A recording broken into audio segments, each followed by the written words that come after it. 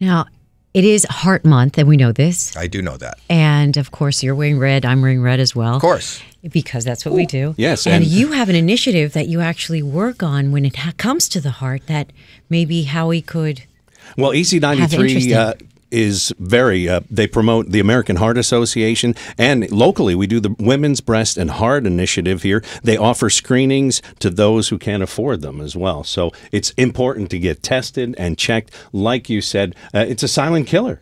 And the check for cholesterol is just a blood test. It's not a big deal. People go get blood tests each and every day for any other issue. Just make sure they're checking your cholesterol and make sure that you're informed and make sure that whoever is checking it and informs you, you keep informing them on how you're dealing with whatever issue you might have. Now, because I am not aware of what high cholesterol feels like, high cholesterol. How do you feel right now? I feel pretty good. That's exactly what high cholesterol feels like. Yeah. It is. I was really in really good shape. That's what's scary. That is, exactly. If my heart hurt or I had a chest pain, to me that's almost less scary because I go, oh my God, I get chest pain, go take me to the ER and I'll get this taken care of.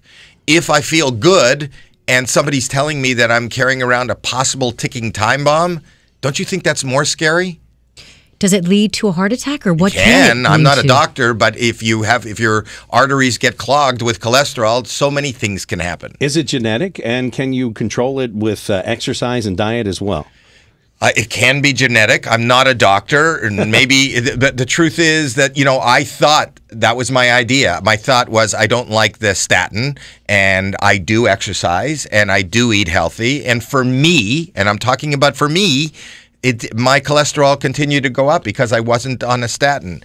I would imagine some people can control it better with their diet and exercise, but ultimately the message is just be informed and keep informing. And your caregiver is the one that will make the decisions on how to control it and what is best for you. And maybe the certain statin that you should be on if one doesn't work out. Is it safe to say there's certain foods you avoid altogether, such as cheese? No. No? No, I eat cheese. I love cheese. I don't really avoid. I avoid being gluttonous. So I have a pretty regular diet, but that's it. No, I don't have a regimen. I'm actually, my cholesterol is controlled by a statin. That's me. So I don't really, I think my habit, I grew up eating well. We always had a square meal and vegetables, and I wasn't allowed to have dessert unless I ate all my vegetables. What country is your family originally from? Canada. I'm Canadian. Why? He's from Canada too, our program director, oh, wow. Gary Williams. So will you hear a healthy diet and you think Canada? No, I think you guys eat better than we do. When I think Florida, I think dinner at 3:30. Yes. Croquetas y pastelitos de guayaba. And you have connections to South Florida. You are Canadian, right? Yes, I'm a snowbird. So you came This is where I wanted to live. This was my dream, is to live here in Miami. It was my dream. And then on a dare, and I said one day I'm going to live in Miami. And then on a dare, I got up on stage and did stand-up comedy. One thing led to another. And I ended up going to Los Angeles, where's kind of the center of this industry. If I wasn't in Los Angeles, I would probably live here because I can't really take the cold of Canada. And you took family vacations down here. I still do. Wow. I've been here 3 or 4 times this year. What part of Miami do you just love? I have different tastes. It depends who I'm here with. If I'm here with the Bay, South Beach is fun for us, because there seems to be a lot to do and nightlife within walking distance. But we've also been in Boca visiting family, and that's not Miami. But it's South Florida. It's South Florida. Yeah. It's South Florida, and I've stayed everywhere. I don't have a particular place I like better than others. I just like the whole vibe of Florida. So I wanted to ask you a personal question. None of this has been personal up in there. You're asking about my cholesterol. No. How much more personal? How much closer to my heart can you get? It's going to be about me, but you're going to be. You're asking me a personal question about you? Yes, you're going to be my judge right now. I don't know what I'm supposed to be talking about. Well, about you. Okay. I auditioned to do what? For the Deal or No Deal to be a contestant here at Gulfstream in Miami, and I didn't make it. So I'm just wondering, is it that I have no sparkliness? No, you are. I'm telling people are listening. You are sparkling, and you seem to be a lovely person, a great informed person. Lots of glitter stuff, you know. What? I'll throw glitter. I'll bring out the unicorn. And is that when you watch Deal or No Deal, you think glitter? Yeah, when I'm sitting on a unicorn and sparkling, and I'm watching you. Well, guys. I would think that you look like somebody who is set. As far as and this is just my knee-jerk reaction to you. You seem to be a very professional person who is doing well. So I don't know that in that ride from the beginning to the end of the show, people would see such a difference. I mean, I would love to be handed $1 million today too, but I don't know how much it would change your life. Maybe that was the issue. That maybe, okay. You're successful. You're already successful. You've got a job that millions of people would love to have, to be on air on the #1 station in a city like Miami. And so I don't feel so bad anymore. Right. You really just so boosted if you it up. walked out of there with $50,000 or $75,000 or $100,000, which would be amazing to any one of us. Phenomenal. But not life-changing for you. She could be a briefcase girl. But yes, she pretty wants enough to for that. Print. So you went to, now, had you gotten that, you probably would have gotten it. You know, there is a lot of our models are from here, Is are that from true? South Florida. Wow. Yes, I think about 6 or 7 of them are from here. Oh, wow. And still And of course, reside Megan here, came from the show, and I'm sure you've heard that a million times. But Megan, yes, incredible. I will. You spend a little time with me. Next step, royalty. Is that how it works? That's how it's been working. You took off your crown to come in here today? I don't have a crown. You don't? I'm a man. I have a tiara. No, a hiara. What? Hiara. Oh, got it. Not T. Not T. No. Hiara. It's like a crown, but for a man. I'm a man crown. I have a wearer. You have been on I'm going to try to save you now. You have been on America's... Are you telling me this is not going well? Well, let me just, next question. Dig me out of it? You want another question? I'm trying to, fish you out. How many? Okay. I don't feel like I'm in trouble. Okay. But go ahead. Fish me out of this problem you see. Okay. You've been on America's Got Talent for 13 years. Yes. And No. You're fishing me out of trouble with misinformation? That's correct. Yes, I'm about to go into my 10th year. You are. The show itself is about to go into its 14th year. Uh-huh. And this will be my 10th year as a judge. But I've been watching it since day one. But you weren't their favorite for the first 3 years. I'm kidding. Listen. I don't know that I'm a favorite now. In fact, I think some of the favorites have moved on because they got bigger and better opportunities. Heidi Klum is doing a huge show on Amazon. Yeah. And Mel B is now re-engaged in being a Spice Girl and is doing a huge tour. So I have Julianne Hough and Gabrielle Union, who is near and dear to this town. Part of the Heat. Of course.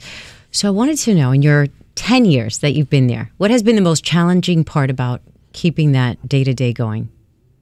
There's no challenge. I don't really do anything. I show up. I'm doing more on your show than I do on AGT. I'm making you work harder right now? No, you are. Because, and I don't mean that in a negative way, but I'm just saying I show up and I watch a show just like you sit on your couch and watch a show. For the first 3 years, I used to sit at home and just sit in my underpants and watch the show and comment to my wife what I thought of the acts. And then the only difference now is they make me wear pants. And I don't know why. We have a desk and they give me a paycheck. But I don't have to do that much more than I'm doing. This is not work, and this is for a good cause, but I think I'm doing more and talking more right to you in this segment than I talk on an entire episode of AGT, right? Now, when you are on AGT and you have all of the compassion in the world and all of the empathy and you try to be fair as well, right? Is that why this cause is so important to you? Because you want to just deliver the same message, hey, listen, I got your back, I want to take care of you?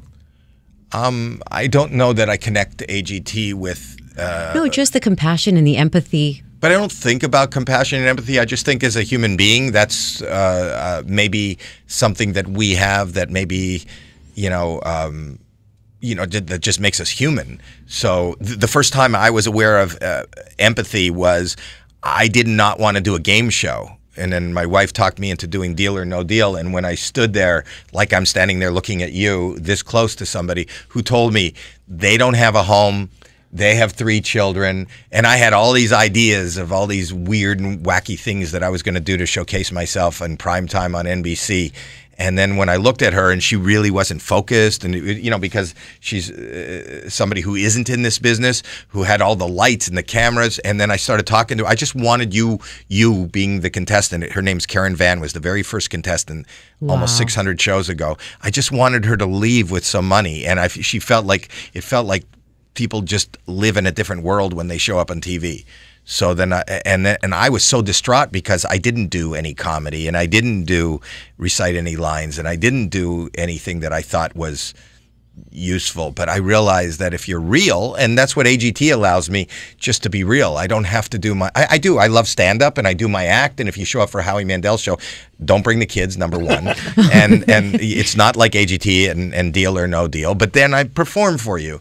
And in these shows, I think these shows are an opportunity to just be myself and tell you what I really think and how I am and how I'm reacting, and it's just real. And this is real too. I'm not doing an ad for, statins. I'm telling you, you don't sell statins. I don't. I buy statins. I am the consumer. So the thing is that I'm just a guy with high cholesterol that you would not know it, who's telling everybody to check out a website, takecholesteroltoheart.com, and hopefully you get as informed as I got, because ignorance isn't bliss. Ignorance is dangerous.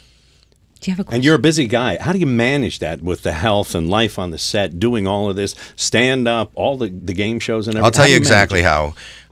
You wouldn't know this from listening to it on the radio, but I'm going to tell you, I'm a hologram. I am not here. I am projected from someplace else where I'm very busy. And I'm doing this. I don't know how I have plenty of time to do. I'm not like a guy you see out there 5 o'clock in the morning working the road, working the highway. I have there's plenty of hours in the day, and I'm up for most of them. And I try to stay busy, and I'm a lucky guy. Tell us the hashtags and the website one more time, please. TakeCholesterolToHeart.com. Is there a hashtag? It is the same. Take cholesterol to heart. Hashtag. The hashtag is that, and then the website is the .com. Okay. But it's the same. Take cholesterol to heart. Yes. I didn't know that was the hashtag. You kids with your crazy social media. That's funny. It's only funny because I'm almost the same age as you are. No, you're not even close.